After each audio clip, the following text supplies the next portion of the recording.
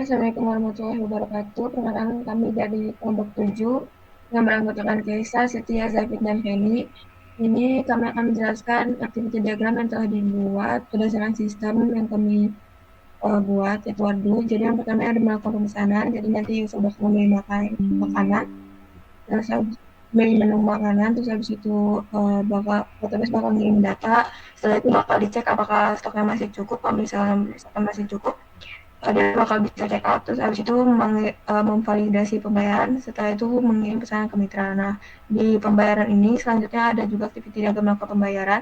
Kalau di sistemnya ada COD dan e-wallet, jadi user bakal bisa milih dia mau pilih metode apa. Kalau misalnya COD, dia bakal menyimpan metode COD dan menunggu status pembayaran di tempat. Kalau misalnya e-wallet, dia bakal mengirim status pembayaran berhasil. Setelah itu kalau menerima dan mengelola pesanan, sistem bakal ngirim notifikasi pesanan. Setelah itu user bakal melihatnya, terus database bakal ngirim data dan user bisa memeriksa lagi detail pesanannya itu. Kalau misalnya diterima oleh user, maka akan memproses pesanan oleh user. Setelah itu di-update statusnya selesai. Tapi jika ditolak, maka statusnya ditolak, dan setelah itu terakhir menyimpan status ke dalam database. Nah, terus kalau untuk mengatur harga diskon, jadi user bakal memilih produk. Setelah itu sistem bakal ngambil data produk, database bakal ngirim data. Setelah itu user bakal input diskon, itu dia mau input berapa. Kalau misalnya inputan valid, bakal nyimpan diskon dan update diskon. Setelah itu diskon akan diaktifkan dan diperbarui harga setelah diskon. Untuk mengatur waktu penjualannya, user bakal membuka profil toko. Setelah itu sistem bakal menampilkan profil tokonya dan mengatur jam buka atau tutup.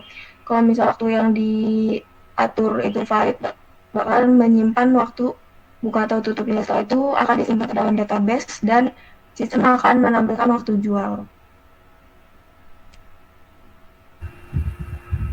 Lanjut, registrasi akun. Pada proses registrasi akun, user memulai dengan memilih menu registrasi dan mengisi data seperti nama, email, dan password. Terus data tersebut dikirim ke sistem untuk validasi. Jika data tidak valid, user diminta memperbaiki. Jika valid, sistem menyimpan data ke database. Setelah berhasil disimpan, sistem mengirim notifikasi bahwa registrasi berhasil. Di login, pada proses login, user memasukkan email dan password lalu menekan login. Sistem memvalidasi kredensial dengan mengecek data ke database. Database mengembalikan hasil ke sistem. Jika tidak valid, sistem menampilkan pesan gagal login. Jika valid, user berhasil login dan diarahkan ke dashboard. Melihat daftar makanan diskon, pada proses ini user memilih menu makanan diskon. Sistem mengambil data promo dari database. Database mengirimkan data ke sistem. Kemudian sistem menampilkan daftar makanan diskon kepada user. Di melihat detail produk, user memilih salah satu produk dari daftar. Sistem mengambil detail produk dari database. Setelah data diterima, sistem mengecek apakah produk tersedia. Jika tidak ditemukan, sistem menampilkan pesan produk tidak ditemukan lalu selesai. Jika ditemukan, sistem menampilkan detail produk kepada user. Mencari dan memfilter makanan. Nah, di sini user memasukkan kata kunci dan memilih filter seperti kategori atau harga. Sistem memproses pencarian dan mengirim query ke database. Database mengembalikan hasil pencarian. Jika tidak ada hasil, sistem menampilkan pesan tidak ada hasil. Jika ada, sistem menampilkan daftar produk sesuai filter.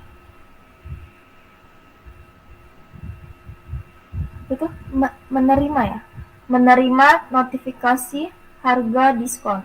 Jadi user mengaktifkan notifikasi harga diskon, sistem menyimpan preferensi tersebut ke database. Setelah itu, sistem melakukan monitoring harga secara berkala. Sistem mengambil data harga dari database. Jika tidak ada diskon, sistem akan terus melakukan pengecekan. Jika ada diskon, sistem mengirim notifikasi ke user. Selanjutnya mengelola data produk. Di sini tuh user tuh admin. Jadi yang pertama tuh admin tuh buka menu produk, terus itu sistem nampilin daftar produk dari dan kategori. Terus itu admin tuh bisa ada pilih dua opsi. Yang pertama tuh mengelola kategori, yang kedua itu dia ada monitoring. Yang untuk monitoring ini untuk ngecek status layak atau nggak tidak. Kalau dia nggak layak, admin tuh bakal ngapus, terus nanti bakal selalu diupdate. Lanjut ke mengelola laporan. Di mengelola laporan ini juga admin. Jadi admin itu pertama dia bakal milih jenis laporan dan filter tanggal yang pengen dibuka. Terus itu sistem tuh otomatis validasi, ambil data penjualan dan stok dari database. Terus itu terus itu laporannya bakal ditampilin. Jadi di sini admin ngeliat hasil yang udah difilter. Terus itu lanjut ke mengelola stok produk. Ini untuk input stok baru, jadi sistem tuh validasi dulu. Kalau valid dia langsung update, kalau dia nggak valid dia bakal balik lagi. Jadi stoknya tuh bakal selalu akurat karena dia ada validasi. Terus itu mengawasi transaksi. Untuk mengawasi transaksi ini sebenarnya intinya tuh ada di ngawasin kalau orderan itu orderan fiktif apa bukan. Jadi kalau emang orderan fiktif dia bakal langsung dibatalin, kalau bukan dia bakal balik lagi untuk melihat orderan yang lain. Terus itu menangani komplain. Menangani komplain ini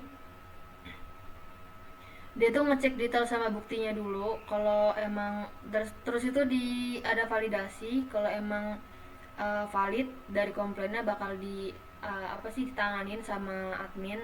Terus dia ngubungin penjual. Terus kalau emang dia nggak valid dia bakal nandain sebagai spam. Oke, kalau memberi rating makanan, rating dan review itu user itu yang pertama itu memilih pesanan yang telah selesai. Habis itu sistem itu nampilin formulir rating dan review. Itu kalau dikasih dua opsi, kalau tidak itu balik lagi ke formulir, kalau iya itu lanjut klik tombol kirim. Terus untuk sistem proses ulasan, database itu menyimpan dan balik ke sistem itu nampilin review telah dikirim. Kalau melihat riwayat transaksi itu user itu milih riwayat transaksi, terus itu sistem itu minta data dari user, database itu ngecek data transaksi berdasarkan user. Terus itu di sistem itu percabangan lagi menampilkan apakah data ada. Kalau tidak itu menampilkan riwayat kosong. Kalau ada itu menampilkan daftar riwayat. Produk makanan dan minuman. Yang pertama itu menginput produk, itu user lagi. Habis itu apakah data yang diinput sesuai, kalau tidak itu balik lagi menginput, kalau iya itu lanjut ke proses penginputan data, selanjutnya database itu nyimpan dan balik ke sistem itu publikasi produk. Riwayat penjualan itu admin. Yang pertama itu dia itu milih laporan penjualan, terus itu sistem itu minta rekap data penjualan dari mitra tersebut.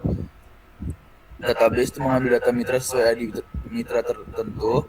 Selanjutnya sistem itu mengkalkulasikan total pendapatan dan menampilkan grafik dan tabel ringkas rincian hasil penjualan.